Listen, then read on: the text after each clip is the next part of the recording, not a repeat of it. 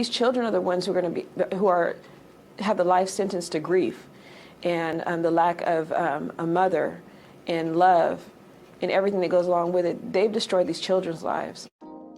Shaterica Anderson was a 28-year-old pregnant mother of 5. She loved her family and adored her children. Relatives say she would sometimes work up to 3 jobs at a time to give them the best she could provide.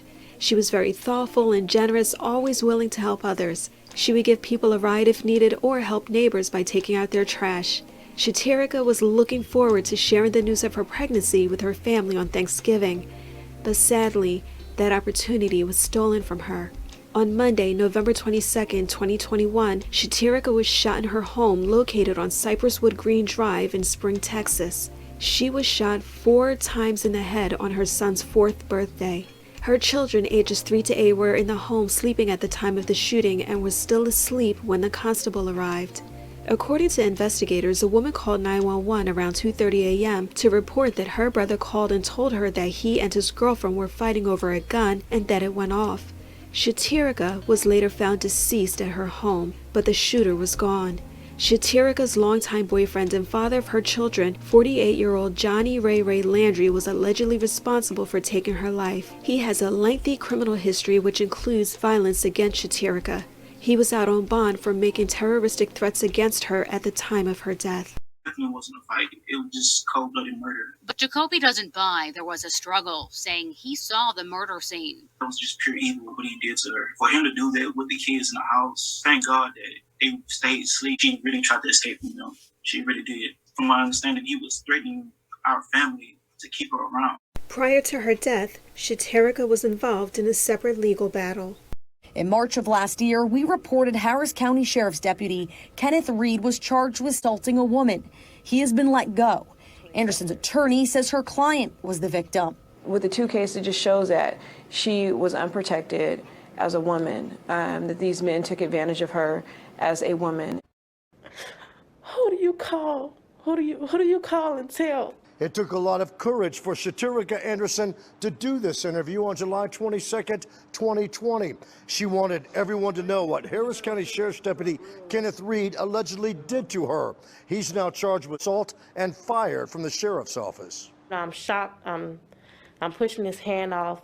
I finally got my phone back, and, at this time, his hand is still assaulting me. Her 9-year-old daughter was nearby during the alleged assault. I believe it was a satisfaction for him to know that a child was watching. We will never know how she impacted other women's lives to give them the strength to go forward and say, you know what, I'm going to go ahead and speak my truth and say what happened to me.